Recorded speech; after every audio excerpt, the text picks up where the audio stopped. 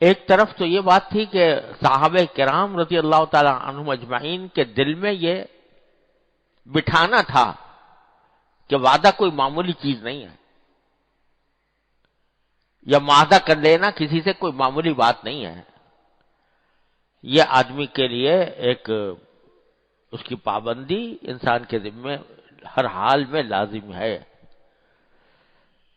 ایک روایت میں آتا ہے الوعد الرق، یعنی وعدہ جو ہے یہ غلامی ہے، جس کسی سے وعدہ کر لیا وہ اس کا غلام ہو گیا، کیونکہ وہ کام کرنا ضروری ہے جو کرے گا۔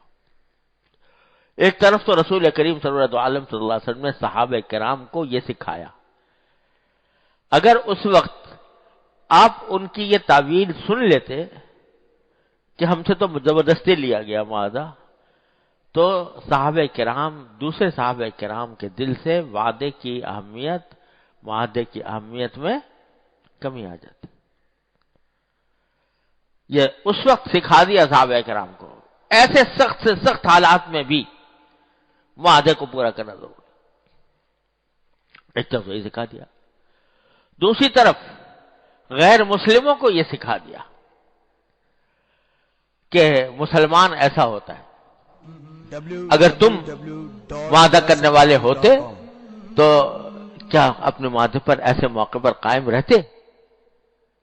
کوئی غیر مسلم اس معاہدے پر قائم رہتا؟ نہ رہتا۔ مسلمانوں کو دکھا دیا کہ مسلمان ایسا ہوتا ہے کہ زبان سے جو اس کی بات نکل گئی، وہ دنیا ادھر سے ادھر آ جائے، اس کی زبان کی بات ٹلتی نہیں ہے، وہ اپنے وعدے کی خلاف ورزی نہیں کرتا، اپنے معاہدے کو توڑتا نہیں۔ ورنہ اگر آپ یہ تعویل قبول کر لیتے، کہتے کہ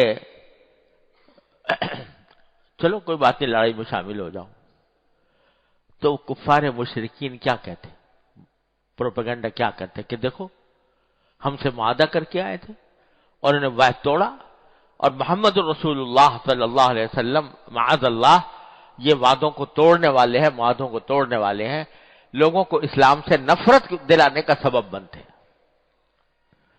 کہ دیکھو یہ انہوں نے تو پروپیگنڈا کرتے۔ لیکن سرکار دو عالم صلی اللہ علیہ وسلم نے یہ عمل کر کے دروازے کو بند کر دیے، سارے پروپیگنڈے کے دروازے بند کر دیے، اور اللہ پر بھروسہ کہ ہمارا بھروسہ افراد کی طاقت پر نہیں ہوتا، ہمارا بھروسہ ہتھیاروں پر نہیں ہوتا، ہمارا بھروسہ اللہ پر ہوتا ہے۔ ہم صحیح طریقے سے جتنے اسباب جمع کر سکتے ہیں وہ کر لیں، لیکن غلط طریقے سے اسباب جمع کر کے ہم جنگ کرنے کے مکلف نہیں ہیں، یہ سکھا دیا۔ چنانچہ اس کا نتیجہ کیا ہوا؟ یہ غزوہ بدر کا واقعہ ہے۔ غزوہ بدر جو ہے یہ سن 2 ہجری کے اندر ہوا، یعنی نبی کریم صلی اللہ علیہ وسلم کے ہجرت فرمانے کے دوسرے سال غزوہ بدر واقع ہوا تھا، سن 2 ہجری میں ہوا۔ اس کے تقریباً 4-5 سال بعد غزوہ حدیبیہ ہوا، جس میں کافروں نے مسلمانوں کو روکا آنے سے۔ اللہ اکبر! اس میں بھی معاہدے کی پابندی کے ایسے واقعات ہیں کہ آدمی حیران ہو جاتا ہے کہ رسول عالم صلی اللہ علیہ وسلم کیسے معاہدے کی پابندی فرماتے تھے۔